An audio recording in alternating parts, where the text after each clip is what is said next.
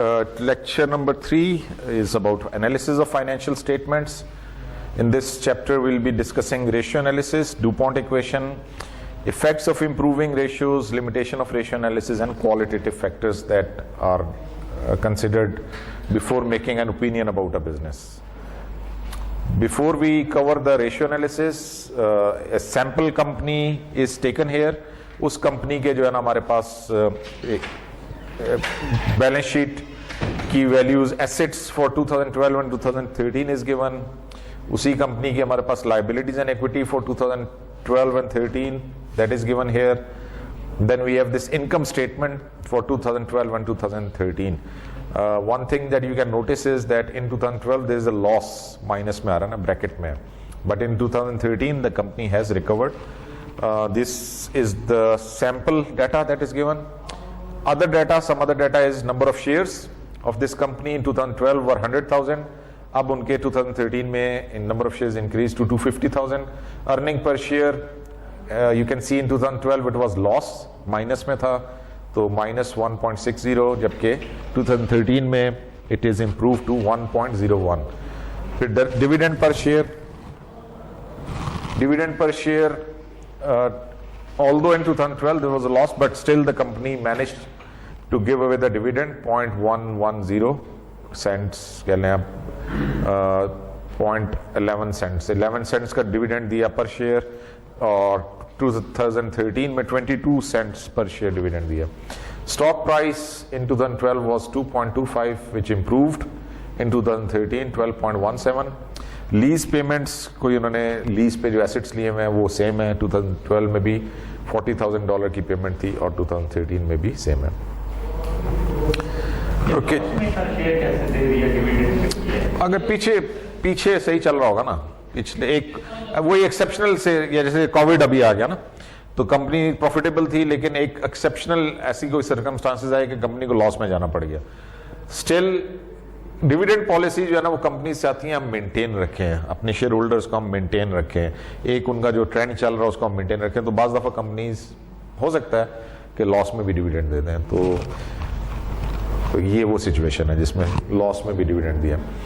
अच्छा जी, रेशियोज क्यों यूज़ करते हैं? जनरली अगर आप नंबर्स पे जाएंगे तो एक कंपनी में अगर आप नेट इनकम खाली कंपेयर करते हैं कि net income of company A versus net income of company B, हो सकता है कंपनी ए की नेट इनकम ज्यादा हो, कंपनी बी की नेट इनकम कम हो, लेकिन what is the amount of investment, कितने एसेट्स हैं जिसके अगेंस्ट इतनी इनकम जनरेट हुई है. तो खाली नेट इनकम से तो मसला हल नहीं होगा ना. रिटर्न ऑन इन्वेस्टमेंट कितना है वो हमें देखना पड़ेगा, डिविडेंड पर शेयर कितना है, अर्निंग पर शेयर कितना है. तो रेशियोज जो है ना वो ज्यादा बेहतर आपको पिक्चर देती हैं rather than just looking at the numbers, जो कि आपकी इनकम स्टेटमेंट में या बैलेंस शीट में नंबर्स आ रहे हैं, तो वो नंबर्स इतने मीनिंगफुल नहीं है जितने के रेशियोज हैं. And ratio standardised number and facilitate comparison. जब आप दो बिजनेसेस को कंपेयर करना चाहते हैं या एक ही कंपनी का परफॉर्मेंस कंपेयर करना चाहते हैं over the period of year, तो वो रेशियोज ज्यादा बेहतर आपको उसकी पिक्चर प्रेजेंट करते हैं. We can figure out the strength and weaknesses. Ratios are used to highlight weaknesses and strength. ठीक है, strength और weaknesses भी अभी जैसे हम इसी ये जो एग्जाम्पल कर रहे हैं इसी में आप देखेंगे कि रेशियो एनालिसिस से ही हम उस कंपनी की स्ट्रेंथ और वीकनेसेस भी आइडेंटिफाई कर लेते हैं कि कौन से एरियाज हैं जहाँ पे कंपनी स्ट्रांग है और कौन से एरियाज हैं जो वीक हैं जिनको इम्प्रूव करने की जरूरत है. Ratio comparison should be made through time and with competitors. वो एक तो हमारे पास ट्रेंड एनालिसिस आ गया विच इज ओवर टाइम, अपनी ही कंपनी की performance over the period of time, क्या उसमें इंप्रूवमेंट आ रही है या क्या उसमें डिटेरिएशन आ रही है. दूसरा इंडस्ट्री एनालिसिस, कॉम्पिटिटर्स के साथ कंपेयर कर लें कि जो हमारे साथ ओवरऑल इंडस्ट्री के अगर फिगर्स हैं तो उससे कंपेयर कर लें, अगर ओवरऑल इंडस्ट्री के फिगर्स नहीं है तो जो आपके कॉम्पिटिटर्स हैं उनके साथ कंपेयर कर लें. Third is benchmark analysis. किसी इंडस्ट्री के अंदर कुछ कंपनीज हैं जिनको हम बेंचमार्क कंसिडर करते हैं, यार ये बेस्ट है, इस कंपनी की तो क्या ही बात है, तो that company becomes a benchmark. फिर हम उसके साथ कंपेयर करते हैं कि जी उसके कंपैरिजन में हमारी financial position, where do we stand in terms of that company. तो ये तीन तरह के जो है ना, यानी simply calculating ratio will not give you an idea. जब तक आप उसका ट्रेंड नहीं देखते हैं, जब तक आप उसको किसी कंपटीटर से कंपेयर नहीं करते हैं या किसी बेंचमार्क के साथ आप उसको कंपेयर नहीं करते हैं, तब तक आपको उससे फायदा नहीं होगा. जो रेशियोज हम कवर करेंगे, they can be divided into this 5 categories. पहली लिक्विडिटी रेशियोज हैं।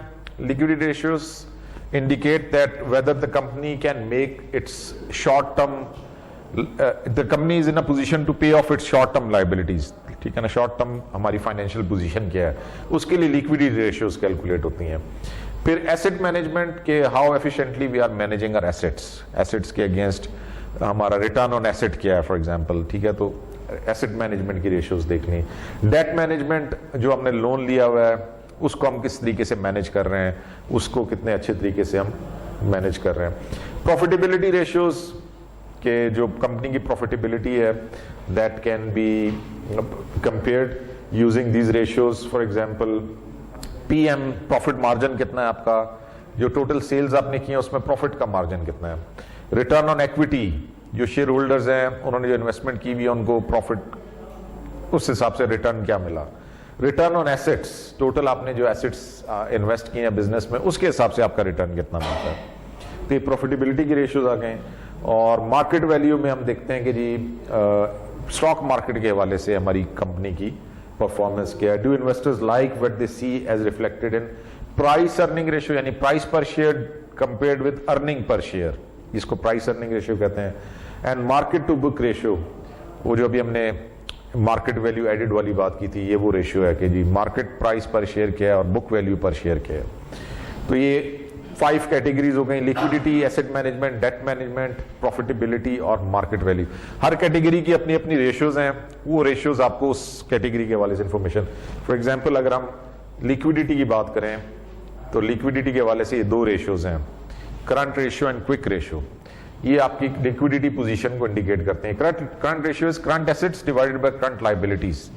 बैलेंस शीट में दोनों वैल्यूज गिवन होती हैं, करंट एसेट्स भी, पीछे जो हमने सैंपल बैलेंस शीट देखी थी जिसमें एसेट्स गिवन है, ये एसेट्स। अब इसमें आप देखें करंट एसेट्स भी दिए हुए हैं, टोटल करंट एसेट्स, और यहाँ पे टोटल करंट लायबिलिटीज भी गिवन है। तो बैलेंस शीट से दोनों वैल्यूज आ गई, current assets divided by current liabilities.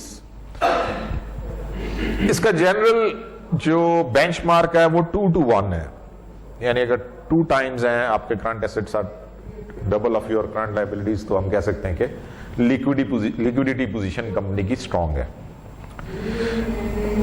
इसी करंट रेशियो का एक कंजर्वेटिव अप्रोच है, एक और जरा रिस्ट्रिक्टिव अप्रोच है, वो ये है कि जी हो सकता, क्योंकि इस करंट रेशियोज में हमने इन्वेंट्रीज भी डाली हुई है, करंट एसेट में इन्वेंट्री भी है ना, तो इन्वेंट्री ज्यादा होना तो कोई अच्छा इंडिकेशन नहीं है।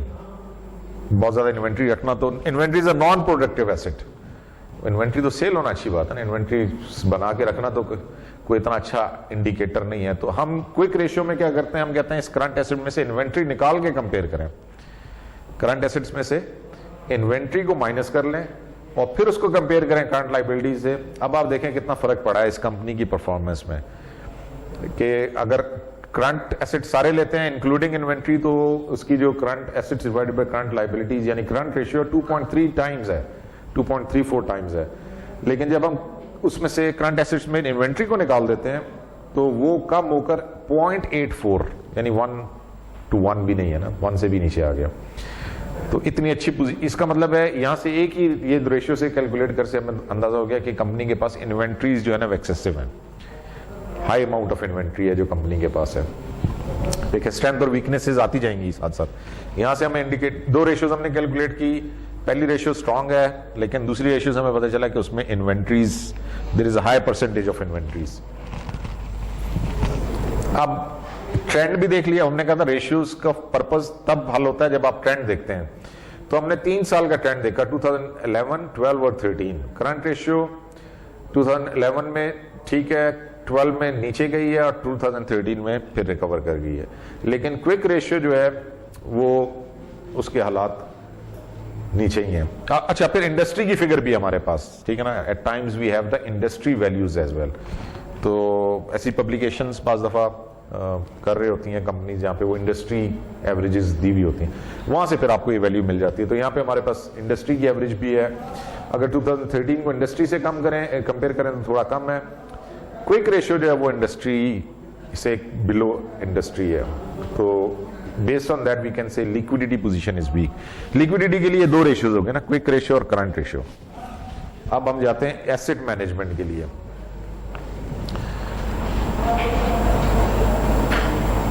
अब ये भी inventory turnover ratio. Inventory turnover ratio क्या है कंपनी की? इन्वेंट्री टर्नओवर ये है कि इन्वेंट्री कितनी दफा आपने सेल्स में कन्वर्ट किया है। जो आपकी इन्वेंट्री थी, how number of times that inventory is converted into sale in a particular year. तो sales divided by inventories, formula inventory turnover का है sales divided by inventories. Sales की वैल्यू कहां से मिल जाएगी?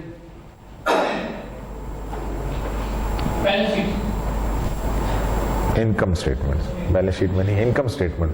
सेल्स की वैल्यू इनकम स्टेटमेंट से मिल जाएगी, इन्वेंट्रीज बैलेंस शीट में दी हुई है। तो सेल्स की वैल्यू हमने इनकम स्टेटमेंट से उठाई, इन्वेंट्रीज हमने बैलेंस शीट उसको डिवाइड किया 4.1 टाइम। अब 4.1 टाइम अच्छा है बुरा है कुछ नहीं पता, ये तो आप जब कंपेयर करेंगे तो पता चलेगा ना। अब आप देखें ट्रेंड क्या है इसका, ट्रेंड इज डिक्रीजिंग, अलार्मिंग है, ठीक है ना। इन्वेंट्री टर्नओवर 4.8, फिर कम हो गया 4.7, फिर कम हो गया 4.1, ये दिन ब दिन कम हो रहा है आपका इन्वेंट्री टर्नओवर। इसका मतलब है इन्वेंट्री जमा होना शुरू हो गई है आपकी, इन्वेंट्री टर्नओवर इज लो। और इंडस्ट्री से कंपेयर करें तो फिर तो और भी हालात खराब हैं। 6.1 टाइम्स, जो बाकी फर्म्स हैं इंडस्ट्री की वो 6.1 टाइम्स कन्वर्ट कर रहे हैं इन्वेंट्री को सेल्स में, हम सिर्फ 4.1 टाइम्स कर रहे हैं। तो अनदर, अब यहां से भी हमें जो इस रेशियो से आइडिया हुआ, inventory turnover is below industry average, the company might have old inventory or its control might be poor। inventory का कोई मसला नजर आ रहा है। no improvement is currently forecasted, trend तो ये बता रहा है नीचे जा रहा है। अनलेस कंपनी कोई स्टेप्स लेती है, कोई इसके ऊपर इसको फोकस करती है तो ये नीचे ही जाएगा, इसको बेहतर करने की जरूरत है। ये हो गया जी inventory turnover. Next, day sales outstanding. Day sales outstanding, कितने दिनों में आपके अकाउंट रिसीवेबल्स जो है ना वो कलेक्ट होते हैं। Number of days it takes to convert your account receivable into cash, कितने दिनों में आपके अकाउंट रिसीवेबल्स आपके पास कलेक्शन। इसका फॉर्मूला ये है, account receivables divided by, account receivable कहां से मिलेंगे? बैलेंस शीट में, करंट एसेट्स में दिए हुए हैं, वहां से वो वैल्यू ले ली, divide by average sales per day. Per day से, अच्छा सेल तो मिल गई आपको इनकम स्टेटमेंट से ना, वहां से वैल्यू मिल जाएगी, उसको डिवाइड करेंगे 365 से तो पर डे सेल्स आ जाएंगी। अब इस ये जो कंपनी है इसके हिसाब से इसकी जो डे सेल्स आउटस्टैंडिंग आ रही है 45.6 डेज, 45 दिन में अकाउंट रिसीवेबल्स कन्वर्ट होते हैं ऑन एवरेज। अच्छा है बुरा है ये नहीं हमें पता, ये पता यहां से चलेगा जब आप ट्रेंड देखेंगे। ट्रेंड ये कहता है हालात खराब हैं। 2011 में 37.4 डेज, 2012 में बढ़ गए 38 और अब ये 45.6 पे। इसका मतलब है हमारे जो रिसीवेबल्स हैं, यानी हमारे जो जिनको हमने सेल्स क्रेडिट पे सेल्स की दी हुई हैं, वो लोग पे लेट कर रहे हैं, हमें देर से रिकवरी हो रही है। इंडस्ट्री से कंपेयर करें तो 32 डेज हैं इंडस्ट्री में, बाकी फर्म्स जो हैं वो 32 डेज में कन्वर्ट कर लेती हैं, अकाउंट रिसीवेबल्स कलेक्ट कर लेते हैं, हमें 46 डेज लग रहे हैं, वे आए। तो ये एक और एरिया है विच नीड्स इंप्रूवमेंट। एक इन्वेंट्री का प्रॉब्लम था, इन्वेंट्री टर्नओवर लो है, उसको इंप्रूव करने की जरूरत है। दूसरा आपके अकाउंट रिसीवेबल्स का प्रॉब्लम है, इसको भी बेहतर, the company might have a poor credit policy, अपनी क्रेडिट पॉलिसी को रिवाइज करने की जरूरत है ताकि ये प्रॉब्लम हल हो जाए। Fixed asset turnover and total asset turnover, यानी फिक्स्ड एसेट टर्नओवर, कितने हमारे फिक्स्ड एसेट्स हैं उसके हिसाब से हमने कितनी सेल्स जनरेट की हैं। Sales that are generated with respect to your fixed assets, fixed assets में हमने कितनी इन्वेस्टमेंट की और उसके कितने टाइम्स हमें सेल्स मिली हैं। फॉर्मूला इसका है sales divided by net fixed assets. Net fixed assets का क्या मतलब है? What is meant by net fixed assets? Net fixed assets जो आपके डेली यूज में आए, कैलकुलेट कैसे होंगे, कहां से मिलेगी वैल्यू? फिक्स्ड एसेट तो बैलेंस शीट में दिए हुए हैं, नेट का मतलब उसमें से डेप्रिसिएशन माइनस होगी। नेट फिक्स्ड एसेट्स यानी बैलेंस शीट में जो आपके एसेट्स में से डेप्रिसिएशन निकाल के जो वैल्यू है वो आपने लिखनी है। तो sales divided by net fixed assets, fixed asset turnover 8.61 fixed asset turnover. Total asset turnover, fixed और करंट दोनों शामिल हो गए ना, total asset turnover, sales divided by total asset 2.1। मसला नजर आता है यहाँ पे? फिक्स्ड एसेट टर्नओवर ज्यादा है, टोटल एसेट टर्नओवर कम है। चेंज किस में आई है? करंट एसेट्स में। करंट एसेट्स में मसला क्या है वो हमने पीछे देखा है, इन्वेंट्री का भी मसला है और अकाउंट रिसीवेबल्स का भी मसला है। यानी ये दो चीजें हैं जो आपकी टोटल एसेट टर्नओवर को अफेक्ट कर रही हैं, हर्ट कर रही हैं। इनको बेहतर कर लें तो टोटल एसेट टर्नओवर भी बेहतर हो जाएगा। हाँ, यस, नेट फिक्स्ड एसेट। आप देखें इसका ट्रेंड देख लें दोनों का, फिक्स्ड एसेट टर्नओवर और total asset turnover. Fixed asset turnover जो है वो कंटिन्यूअसली नीचे आ रहा है, 10 टाइम्स था, फिर 6.4 हो गया, फिर 8.6, थोड़ा सा रिकवर किया है 2013 में, लेकिन स्टिल इंडस्ट्री से बेहतर है। Fixed asset turnover is better than industry, लेकिन टोटल एसेट टर्नओवर में प्रॉब्लम है। So fixed asset turnover projected to exceed the industry average, total asset turnover below the industry average caused by excessive current assets। वही मसला current assets में है, और current assets में भी वही दो मसले हैं जो हमने पीछे देखे हैं, अकाउंट रिसीवेबल में भी प्रॉब्लम है और इन्वेंट्री के अंदर भी मसला है। ठीक हो गया जी। तो ये हमारे पास कुछ एसेट मैनेजमेंट के हवाले से total asset turnover, fixed asset turnover, ये हम एसेट मैनेजमेंट को देख सकते हैं कि हाउ। अब आ गया जी debt ratios, sorry debt ratio में है? काफी भी नहीं है, चाय भी नहीं है, ये खत्म 5 कैटेगरीज खत्म करके बस ये तीसरी कैटेगरी पे पहुंच गए। डेट मैनेजमेंट 2 रह गई इसके बाद। डेट मैनेजमेंट में डेट रेशियो और टाइम्स। अच्छा, पहले डेट रेशियो देख लेना। Debt ratio simply tells us कि जी हमारे कितने एसेट्स हैं जो डेट से फाइनेंस हुए हैं, टोटल एसेट्स की कितनी परसेंटेज जो है वो डेट से टोटल एसेट्स में डेट का कंट्रीब्यूशन कितना है। तो इस केस में 44.2 टाइम्स टोटल एसेट्स का 44.2 टाइम्स जो डेट से फाइनेंस हुआ है, बाकी जो 65.8 होगा वो आपकी इक्विटी से फाइनेंस हुआ होगा। तो खैर इससे कोई सिर्फ हमें डेट का परसेंटेज पता चल रहा है, अच्छा बुरा नहीं पता चल रहा, वो उसके लिए हमें ये देखना पड़ेगा। Times interest earned, times interest earned कि जो हमारी अर्निंग है वो हमारे इंटरेस्ट एक्सपेंस के कितने टाइम्स है। हमारा operating income compared with the interest expense. Operating income is EBIT, income statement से मिल जाएगा, earning before interest and taxes, divided by interest charges, interest expense income statement से मिल जाएगा।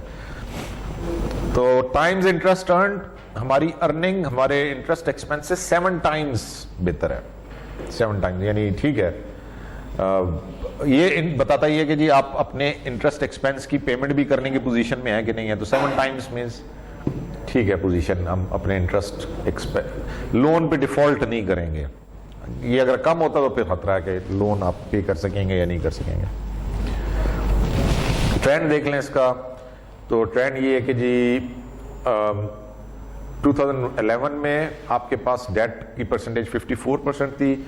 2012 में प्रोबेबली जो लॉस की वजह थी वो शायद ये भी थी कि आपने बहुत ज्यादा लोन लिए हैं, 82%, 83% पे चले गए हैं लोन के ऊपर।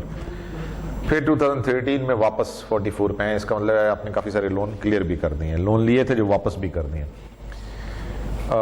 टाइम्स इंटरेस्ट अर्न जो है वो काफी हद तक इंप्रूव किया आपका 2013 में और इंडस्ट्री से भी बेहतर है। तो यहाँ पे तो बेहतर लग रही है हालत, इस एरिया में पोजीशन ठीक है कंपनी की। Debt management is okay. Profitability देख लें जी, 3 रेशियोज हैं प्रॉफिटेबिलिटी में जो हम कैलकुलेट कर सकते हैं। ऑपरेटिंग मार्जिन यानी operating profit compared with your sales. Sales जो आप करते हैं उसमें इस केस में आप देखें 7% है, यानी टोटल सेल्स का 7% आपका ऑपरेटिंग प्रॉफिट है। ठीक है, अच्छा है बुरा कुछ नहीं कह सकते, जब ट्रेंड देखेंगे या इंडस्ट्री से कंपेयर करेंगे तो पता चलेगा। प्रॉफिट मार्जिन कितना है, जो आप सेल्स करते हैं उसके कितने परसेंट आपको नेट इनकम आता है। तो टोटल सेल्स का 3.6% आपका नेट इनकम है, जो भी आप सेल्स कर रहे हैं उसमें 3.6% आपका नेट प्रॉफिट है। Basic earning power, basic earning power ये है कि जी आपने कितना ऑपरेटिंग प्रॉफिट जनरेट किया है यूजिंग योर टोटल एसेट्स। ठीक है, तो operating profit EBIT divided by total assets, formula इसका ये है। It is 14.1%। ये 3 रेशियोज क्लियर है, कोई इसमें मसला। Operating margin, operating profit compare to sales, profit margin या नेट प्रॉफिट मार्जिन भी इसको कहते हैं, net income compared with sales, basic earning power, operating profit divided by compared with your total assets. अब इसका ट्रेंड देख लेते हैं। ऑपरेटिंग मार्जिन जो है वो इम्प्रूव हुआ है 2013 में, इंडस्ट्री के करीब करीब है, ओके है। प्रॉफिट मार्जिन भी 3.6 है 2013 में, industry average 3.5। Basic earning power जो है वो कम है। बेसिक अर्निंग पावर कम होने की वजह वो टोटल एसेट से डिवाइड हो रहा है ना, और टोटल एसेट्स में आपके करंट एसेट्स का मसला तो है, चल रहा है, उस वजह से वो, यानी दो आपकी ठीक है, ऑपरेटिंग मार्जिन और प्रॉफिट मार्जिन दोनों ठीक जा रहे हैं। बेसिक अर्निंग पावर में प्रॉब्लम है, और वो प्रॉब्लम आपका करंट एसेट्स का प्रॉब्लम है।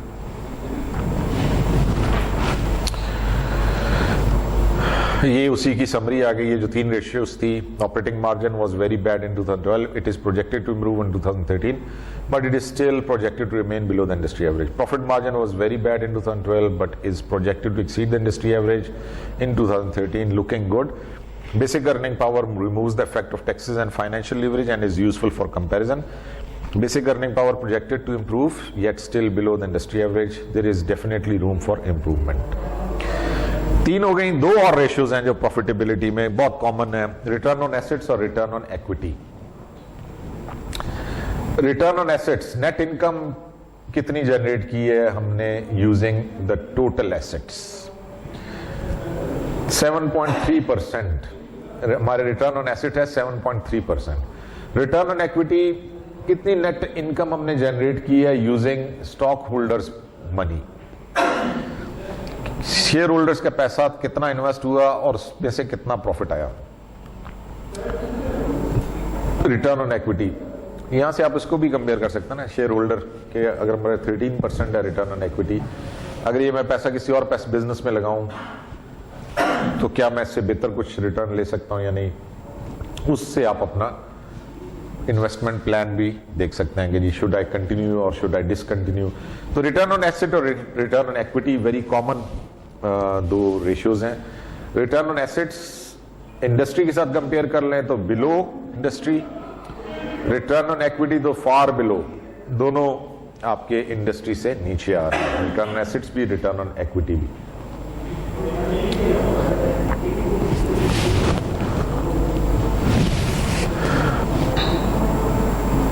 How debt affect your return on asset and return on equity? Holding assets constant, if debt increases, debt बढ़ेगा तो equity कम हो जाएगी, interest expense increase कर जाएगा, will lead to reduction in net income. ठीक है ना, डेट ज्यादा होगा तो इंटरेस्ट भी बढ़ेगा, इंटरेस्ट बढ़ेगा तो नेट इनकम कम हो जाएगी आपकी, नेट इनकम कम होगी तो रिटर्न ऑन एसेट्स भी कम हो जाएगा, क्योंकि रिटर्न ऑन एसेट्स में नेट इनकम आ रही है ना, नेट इनकम कम होगी तो रिटर्न ऑन एसेट्स भी कम हो जाएगा। रिटर्न ऑन एक्विटी का इफेक्ट, यानी डेट का इफेक्ट रिटर्न ऑन एक्विटी पे कैलकुलेट करना थोड़ा मुश्किल है, इसलिए कि एक तरफ आपकी नेट इनकम कम हो रही है, दूसरी तरफ आपकी एक्विटी भी बढ़ रही है, दोनों जो आपके न्यूमरेटर और डिनोमिनेटर दोनों चेंज हो रहे हैं ना।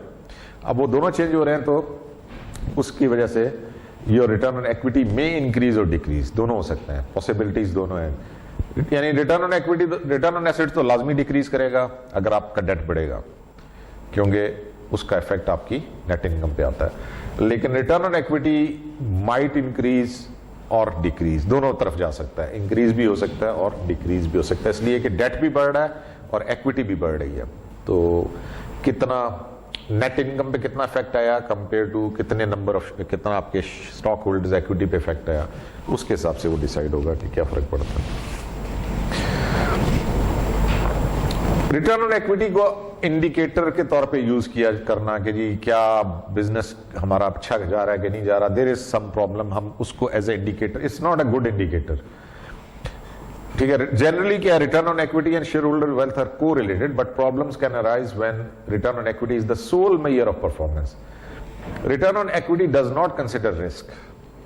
हो सकता है हमने एक इन्वेस्टमेंट की हो जिसमें वक्ती तौर पे तो हमें बहुत अच्छा प्रॉफिट आया, लेकिन वो रिस्की इन्वेस्टमेंट है, तो फ्यूचर में क्या होगा, इट माइट नॉट सस्टेन। ठीक है, तो इसलिए रिटर्न ऑन एक्विटी को it's not a good indicator. दूसरा, return on equity does not consider the amount of capital invested. Overall total capital कितना इन्वेस्ट हुआ वो तो इसमें नहीं आ रहा, इसमें तो हम खाली शेयर होल्डर्स कैपिटल ले रहे हैं। तो अगर लोन भी हमारे ज्यादा है तो इसका मतलब टोटल अमाउंट ऑफ इन्वेस्टमेंट तो ज्यादा है, उसके कंपैरिजन में हमारा रिटर्न तो उतना नहीं बनता। ठीक है, तो ये दो इसमें प्रॉब्लम्स हैं using return on equity as a measure of performance.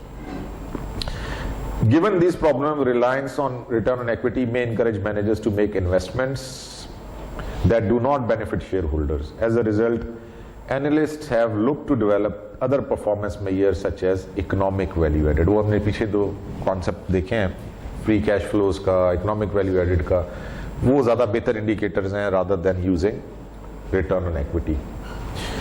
चले जी, लास्ट आ गया जी, प्राइस अर्निंग रेशियो और मार्केट टू बुक, ये पांचवी category. Market price earning ratio is price पर शेयर डिवाइडेड बाय अर्निंग पर share.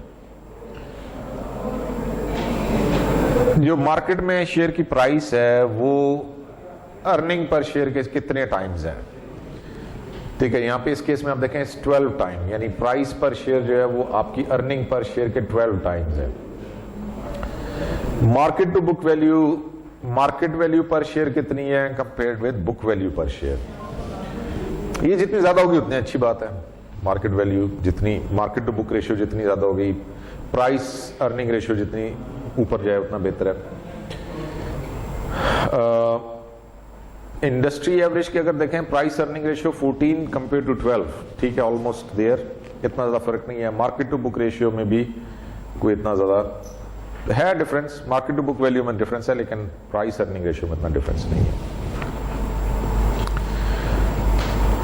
How much price earning ratio, how much investors are willing to pay for $1 of earning. Market to book ratio, how much investors are willing to pay for $1 of book value of equity. For each ratio, the higher the number, the better. Price earning and market to book ratio are high if return on equity is high and risk is low. Return on equity को एक और तरीके से भी calculate किया जा सकता है, उसको हम कहते हैं डुपॉन्ट इक्वेशन। डायरेक्ट फॉर्मूला क्या है रिटर्न ऑन इक्विटी का? Return on equity is return on equity, net income divided by stockholders equity.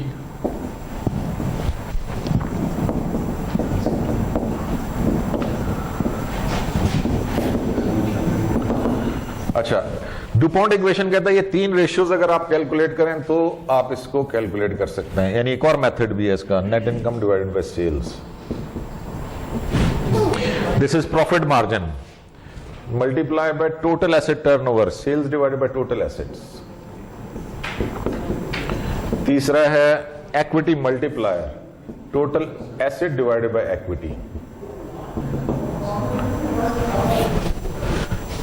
अब इसमें ये total asset से कट गया, ये सेल से चला गया, वही निकला है ना, net income divided by equity. तो डुपॉन्ट इक्वेशन से भी हम रिटर्न ऑन इक्विटी कैलकुलेट कर सकते हैं by combining this three ratios, profit margin multiply by total asset turnover multiplied by equity multiplier. Equity multiplier क्या है? Total asset divided by equity, यानी portion of your equity in your total assets, उसको हम equity multiplier कहते हैं। Portion of equity in your total assets, तो तीनों को कंबाइन करें तो वही आंसर आ जाता है, which is net income divided by equity. चलें जी, मेरा हाल इधर तक ये कैलकुलेशन एक दफा देख लें। यही 3 साल की कैलकुलेशन हुई है इसकी डुपॉन्ट इक्वेशन से भी, रिटर्न ऑन इक्विटी की। तीनों ये इनका था प्रॉफिट मार्जिन, ये इनका टोटल एसेट टर्नओवर और ये इनका इक्विटी मल्टीप्लायर। तो तीनों को मल्टीप्लाई करके वो 13% आ रहा है रिटर्न ऑन इक्विटी। फिर उन्होंने 3 साल का कर लिया और फिर उसको उन्होंने इंडस्ट्री के साथ कंपेयर भी करके देख लिया। चलें जी, यहां तक आज हमने सिर्फ रेशियोज, उनकी फॉर्मूला देख लिए कि रेशियोज कैसे कैलकुलेट होती हैं, और फिर डुपॉन्ट इक्वेशन में देख लिया। आगे इसका इफेक्ट, अगर रेशियोज को इंप्रूव करते हैं तो how it is going to affect your financial performance हो रहा है क्या, वो अगली क्लास में कर लेंगे। और फिर इसके न्यूमेरिकल्स कर लेंगे कि जी जो आपको असाइनमेंट है वो भी यही है, जो आपका प्रोजेक्ट है इसमें वो ये है कि जी आप लोगों ने you can do it in group of 2, 2 लोग मिल जाएं, दो लोग मिल के करना चाहें, अकेले करना चाहें तो आपकी मर्जी, लेकिन अगर 2 लोग मिल के करना चाहते हैं तो दैट इज ऑल्सो पॉसिबल। 2 लोग मिल के कोई सी भी 3 कंपनीज चूज कर लें, कॉम्पिटिटर हो एक दूसरे के, एक ही सेक्टर, सेम सेक्टर की, जो आपस में कॉम्पिटिटर हैं 3 कंपनीज, और उनका डाटा अवेलेबल है स्टॉक मार्केट यानी उनकी वेबसाइट पे, यानी पब्लिक लिमिटेड कंपनीज होनी चाहिए, वरना डाटा कौन देगा आपको। तो पब्लिक लिमिटेड कंपनीज कोई सी, अच्छा उसका तरीका ये होगा, पाकिस्तान स्टॉक एक्सचेंज की वेबसाइट है, गूगल में डालें पाकिस्तान स्टॉक एक्सचेंज, वहां पे जब आप उसकी वेबसाइट पे जाते हैं तो वहां पे आ जाता है लिस्टेड कंपनीज। लिस्टेड कंपनीज में फिर सेक्टर वाइज कंपनीज उन्होंने दी हुई हैं, सीमेंट की कौन सी हैं, ऑयल एंड गैस की कौन सी हैं, हर सेक्टर वाइज उन्होंने लिस्टेड कंपनीज दी हुई हैं। बस वहां से आप पहले तो सेक्टर चूज कर लें। तो एक काम आप करें कि आप बैंकिंग और इंश्योरेंस वाला ना चूज करें, क्योंकि उनकी फाइनेंशियल स्टेटमेंट्स डिफरेंट है, वो फिर आपको समझ ही नहीं आएंगी। कोशिश करें मैन्युफैक्चरिंग वाला सेक्टर उठाएं, जैसे सीमेंट हो गया, और स्टील हो गया, ऑटोमोबाइल हो गया, ठीक है ना, मैन्युफैक्चरिंग में केमिकल, फार्मास्यूटिकल, कोई भी वो आज से शुरू कर दें। बस आज काम दो का ग्रुप बना लें, इंडस्ट्री सेलेक्ट करें, 3 कंपनी सेलेक्ट करें, अगली क्लास में बता दें। CR कौन है जी क्लास का? हाँ माशाल्लाह, CR को आप अपने ग्रुप के नाम और अपनी 3 कंपनी, यानी वो सेम नहीं होनी चाहिए ना, सेक्टर डिवाइड हो जाए ना, फिर सेम सेक्टर पे ज्यादा लोग हाँ सेक्टर पहले अपने सेक्टर्स पहले ग्रुप बना लें, जो 2 लोग करना चाहते हैं, अगर अकेले करना चाहते हैं तब भी आप CR के पास नोटिफाई कर दें। हाँ DL वाले भी वो ग्रुप में शेयर कर दें अपने, जो DL वाले तो ग्रुप में नहीं कर सकते, वो तो उनको अकेले ही करना पड़ेगा, बिकॉज उन ग्रुप को कैसे बनाएंगे, वो कोई किधर है कोई किधर है, तो उन्होंने अकेले करना है।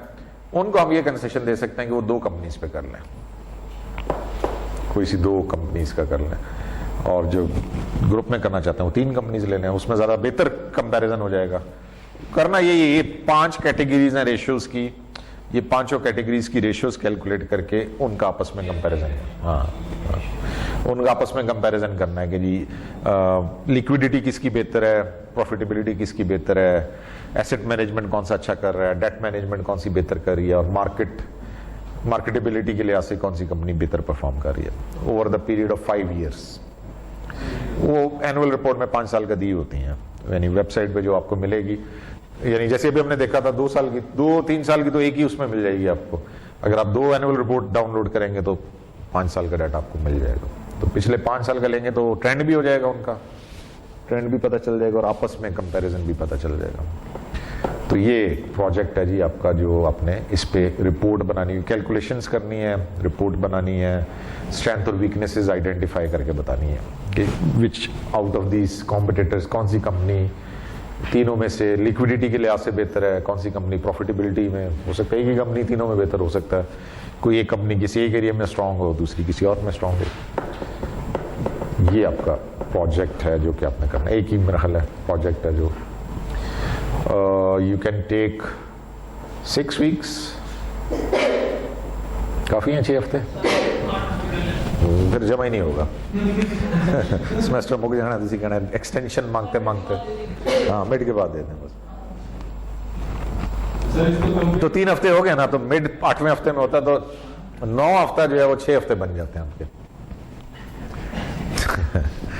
फाइनल से पहले इंशाल्लाह फाइनल से पहले, फाइनल से काफी पहले वीकली जो ऐसे काम करेंगे ना वो आपको थोड़ा बहुत चेक भी करवाते हैं। बिल्कुल सही है, हाँ जी, क्योंकि जब आप वो बैलेंस शीट्स देखेंगे तो आपको बहुत सारी नई नई चीज़ें भी नजर आएंगी उसमें, तो फिर आप देख लें, उसमें जो समझना है वो डिस्कस कर लेंगे जी, ये क्या चीज़ है, ये किधर जाएगा, करंट है।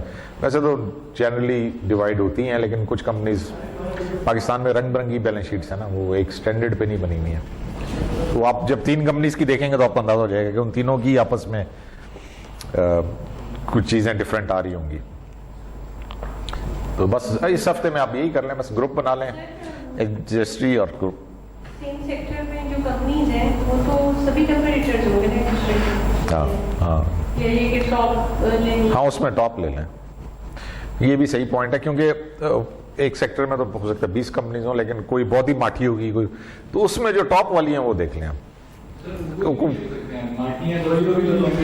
वो मनेगा ही नहीं कंपेयर, फिर आपके एक में कुछ वैल्यूज मिलियंस में आ रही होंगी, उसमें लॉस में जा रहा है, मजा नहीं आएगा आपको कंपेयर करने का। जो टॉप वाले 3 हैं उनका आपको ज्यादा अच्छा लगेगा। इंडस्ट्री नहीं मिलेगी आपको, इंडस्ट्री नहीं मिलेगी पाकिस्तान में, नहीं है, मुश्किल है इंडस्ट्री वाली रेशियोज। शायद देखें वो उसमें इंडस्ट्री के साथ है स्टेट बैंक की वेबसाइट पे शायद मिल जाए आपको, मे बी, क्योंकि वो भी एनालिसिस करते हैं, स्टेट बैंक वाले भी एनालिसिस करते हैं, हो सकता है फिगर्स मिल जाए। इंडस्ट्री का भी जो भी अपने करते हैं ना, एनालिसिस करके अपलोड करते हैं, तो उसको इंडस्ट्री के साथ भी कंपेयर करते हैं। नहीं तो वो वैल्यू कहाँ से लेते हैं? वो वैल्यू के इस वक्त इंडस्ट्री का ये चल रहा है, वो वैल्यू कहाँ से आती है इंडस्ट्री की, ये मैं पूछ रहा हूँ। वो देख लें, अगर कोई सोर्स मिलता है किसी को तो क्लास के साथ शेयर कर दें, तो फिर तो अच्छा है, वो हर कोई उस सोर्स को यूज कर। अगर कहीं से आपको मिलता है, मुझे लगता है स्टेट बैंक की शायद कोई हो पब्लिकेशन, तो अगर आपको इंडस्ट्री का फिर मिल जाए फिर आपके लिए और अच्छा हो जाएगा। आप आपस में भी कंपेयर कर सकते हैं, इंडस्ट्री से भी कर सकते लाजमी होगा हर इंडस्ट्री का वो हैं। मेरी तरफ से तो वो ऑप्शनल है, अगर मिल जाता है, मैं यही कह रहा हूँ, अगर किसी को मिलता है सोर्स तो शेयर कर दें, हमारे साथ भी शेयर करें, क्लास में भी शेयर कर देंगे जी ये इंडस्ट्री वैल्यूज हैं, तो फिर तो आप वो यूज कर सकते हैं। नहीं है तो जरूरत भी नहीं है, फिर उसके बगैर ही तो करें। जैसे यहाँ पे इंडस्ट्री वैल्यू दी गई है, बेंचमार्क तो यही है ना? ये नहीं है भाई, ये कौन सी इंडस्ट्री है? सर पता नहीं, लेकिन मैं कह रही हूँ जो इंडस्ट्री की वैल्यू है। नहीं है ये उस इंडस्ट्री, तो आपकी इंडस्ट्री कौन सी होगी ये नहीं पता ना, वेरी करेगी, इंडस्ट्री टू इंडस्ट्री वेरी करेगी ना। सर मैं बात कर रही हूँ, हाँ। यहाँ पर भी आपका जो बेंचमार्क है वो तो सर इंडस्ट्रियल वैल्यू ही रखा हुआ है। ट्रेंड भी है ना, हमने तो ट्रेंड से भी देखा है कि किस में बेहतर हो रहा है, किस में बेहतर नहीं हो रहा। आपका ट्रेंड बनेगा ना, बेहतर भी वो भी ट्रेंड भी देखा है, लेकिन सर बेंचमार्क तो ये था ना, इंडस्ट्री के साथ ये कंपेयर करते तो हैं। अगर होगा तो फिर करेंगे ना, जब नहीं होगा फिर क्या करेंगे? वो अलग बात है, फिर मैं इधर की बात कर रही हूँ कि यहाँ पर तो जैसे गिवन है। हाँ, तो बहुत अच्छी कोई आपको जगह मिल जाए, अमेरिका, कनाडा, उनमें शायद मिल जाएगी, पाकिस्तान में पाकिस्तान में भी है। आप अच्छा किसी भी कंपनी की अगर हम वो देखें ना, उनकी जो है ना एनुअल रिपोर्ट्स, हाँ जी, उनकी रिपोर्ट्स और एनालिसिस जो है ना, कंपनी एनालिसिस जब हम देखें ना, हाँ। तो उन्होंने वो किया होता है कि हमारी ये चीज़ ये है, और जो इंडस्ट्री का चीज़ है ना, वो इंडस्ट्री का ये है, वो उन्होंने वो उसके साथ कंपेयर किया होता है। वो कंपेयर करते हैं तो इसका मतलब है लाजमी वो इंडस्ट्री का ये सारी वैल्यूज भी ये वाली वैल्यू चाहिए ना, current ratio, quick ratio, ROA, ROE अगर है तो फिर यूज कर लें। मेरा ख्याल है एनुअली तो कोई ना कोई ऐसा इदारा होगा जो स्टेट बैंक, इस सेक्टर को पूरे को करता होगा। SCCP हाँ जी, कि ये सारी वो तो करता है सारा, स्टेट बैंक पब्लिश भी करता है, लेकिन वो क्या इंडस्ट्री एवरेज है मुझे नहीं पता इस बारे में, यानी मेरी नजर से नहीं गुजरा। लेकिन ये तो स्टेट बैंक करता है, वो तो पूरी जितनी उसकी लिस्टेड कंपनीज हैं उनकी रेशियोज पब्लिश भी करता है, और यानी उनकी वो शायद आपको वहां से मिल जाए, वो नहीं बनानी है, आपने खुद बनानी है, कैलकुलेशन खुद करनी है। बात ये होगा कि वो जब किसी एक सेक्टर की सारी कंपनीज के करते हैं उनके वो फिर पूरे सेक्टर का भी वो करते होंगे कि ये सेक्टर जो है ये कैसा जा रहा है। ये पाकिस्तान है, इतनी एफर्ट कोई भी नहीं करता।